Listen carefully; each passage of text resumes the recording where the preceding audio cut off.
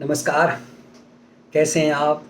मैं हूं मनीष ठाकुर और आप देख रहे हैं the views media.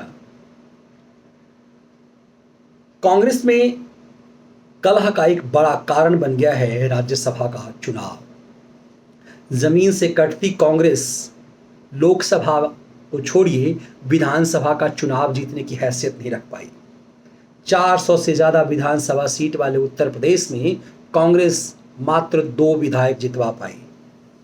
Priyanka Vadra लड़की हूं लड़ सकती हूं का नारा लग करके उत्तर प्रदेश की चुनाव प्रभारी थी, लेकिन अपनी मम्मी की सीट रायबरेली से भी एक भी विधायक को जितवा नहीं पाई। अमेठी से भी खाली हाथ आना पड़ा। उस कांग्रेस को जब विधानसभा में सीट ही ना मिले तो राज्यसभा कहां से आए? अब जिन राज्यों में कांग्रेस की सरकार है, उन राज्यों में जहां जहां राज्यसभा के चुनाव होने हैं, सीट खाली हुई हैं, उन सीटों पर कांग्रेस ने जो उम्मीदवार खड़े किए हैं वो कलह का कारण बन गया है। एक अनार और 100 बीमार। दरअसल कांग्रेस ने जिन जिन लोगों को टिकट दिया है, विरोध इस बात को लेकर हो गया है कि राजस्थान में जिन लोगों को टिकट दिया गया है वो 3 के तीनों बाहर के हैं।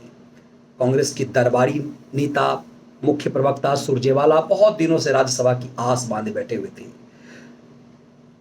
3 बार विधानसभा चुनाव लड़े कुछ ही महीनों में पीछे से फर्स्ट करने वाले सुरजेवाला को राज्यसभा भेजा जा रहा है। जो व्यक्ति विधानसभा चुनाव में जमानत बचाने की जद्दोजहद करता है, वो सुरजेवाला राजस्थान से राज्यसभा जा रहा है, हरियाणा से होकर के। मतलब हरियाणा की जनता ने जिसे मुखिया स्तर का नेता नहीं माना, राहुल गांधी की चापलूसी में वो राज्यसभा जा रहे हैं।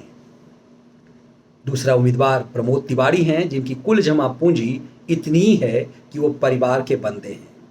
अपने दफ्तर में नेहरू, इंदिरा, राजीव, सोनिया, राहुल और प्रियंका वाड्रा के अलावा किसी की तस्वीर नहीं लगाते। वो प्रमोद तिवारी हैं और यूथ कांग्रेस के नेता रहे मुकुल वासनिक हैं। ये राजस्थान से हैं, तो राजस्थान में विद्रोह शुरू हो गया कि आखिर बाहरी लोगों को क्यों भेजा गया है। यही सुरजेवाला हरियाणा से भी तो चुनाव लड़ सकते थे, लेकिन हरियाणा में दूसरी लड़ाई शुरू हो गई है। हरियाणा में ही कांग्रेस के पुराने नेता विनोद शर्मा के बेटे और एक टीवी चैनल के एमडी कार्तिकेय शर्मा, उन्होंने निर्दलीय लड़ने का दांव चला है। वो इसलिए क्योंकि हरियाणा के प्रभारी रहे और जम्मू कश्मीर के कद्दावर नेता पूर्व मुख्यमंत्री गुलाम नबी आज़ाद को भी राज्यसभा कांग्रेस ने नहीं भेजने को तय किया है।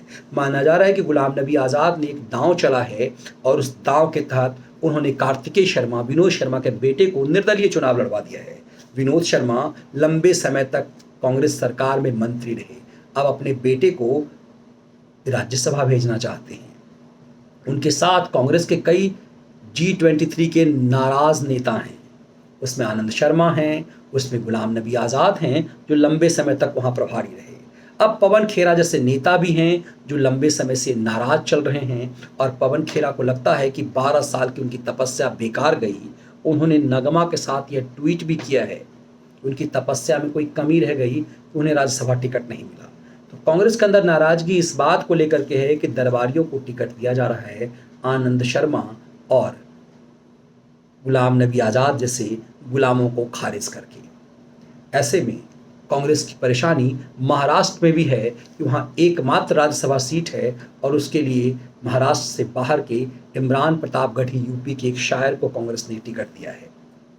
कांग्रेस इस पूरी उलझन में है, पूरी लड़ाई में है कि छत्तीसगढ़ से राजीव शुक्ला को, हरियाणा से अजय माकन को, कर्नाटक से जयराम रमेश को चुनाव मैदान में उतारा गया है राज्यसभा के लिए। और तिहाड़ रिटर्न चिदम्बरम, जिन्होंने अभी हाल ही में कोलकाता जाकर के कांग्रेस के लिए चुनौती खड़ी कर दी। टीएमसी के पक्ष में अपनी ही सरकार के खिलाफ वकालत करने जब वो पहुंचे तो कोलकाता हाईकोर्ट में उनके खिलाफ नारे लगाए गए, उन्हें बेईमान कहा गया, दलाल कहा गया और चिदम्बरम सब कुछ सुनते हुए वापस आए। तो क्या चिदम्बरम ने चुनौती दी थी सोनिया गांधी को कि यदि तुमने हमें राज्यसभा नहीं भेजा तो ना सिर्फ हम टीएमसी से तृणमूल कांग्रेस से उम्मीदवार होंगे, बल्कि हम वो तमाम राज खोलेंगे जो हमारे पास हैं। इसलिए भी उन्होंने बताया कि याद रखना कि आजम खान से मिलने के लिए अखिलेश यादव एक बार भी जेल नहीं गया। देश की जनता जानती है कि मजबूरी क्या थी कि चिदम्बरम से मिलने के लिए सोनिया गांधी अपने बेटे और बेटी को के साथ साथ अपने राजनीतिक प्रभारी, उस समय के राजनीतिक प्रभारी चचा, अपने बच्चों के चाचा को अक्सर तिहाड़ भेजती थी ताकि चिदम्बरम को मनाया जा सके। इस चिदम्बरम ने एक भयानक चाल चल के सोनिया को सचेत कर दिया कि अहमद पटेल अब नहीं रहे, इसीलिए उनका बचाव करना मुश्किल हो जाएगा। हर वो तार खुलेंगे कि वो तिहाड़ रिटर्न हुए तो सोनिया गांधी सिर्फ जमानत पर क्यों है। चिदम्बरम को टिकट देने की मजबूरी क्या थी सोनिया को, और गुलाम नबी आज़ाद और आनंद शर्मा जैसे गुलामों को छोड़ देने की क्या लाचारी थी। कांग्रेस के अंदर लगातार विद्रोह है कि पार्टी के अंदर समर्पण भाव रखने वालों की नहीं, बल्कि परिवार के प्रति समर्पण रखने वालों की पूछ हो रही है। इस राज्यसभा चुनाव ने कांग्रेस की लाचारगी और बढ़ा दी है। ये वीडियो विश्लेषण आपको कैसा लगा ज़रूर साझा कीजिएगा। यदि आपको ये वीडियो विश्लेषण पसंद आए तो वीडियो को लाइक और चैनल को सब्सक्राइब ज़रूर कीजिए। बहुत बहुत धन्यवाद।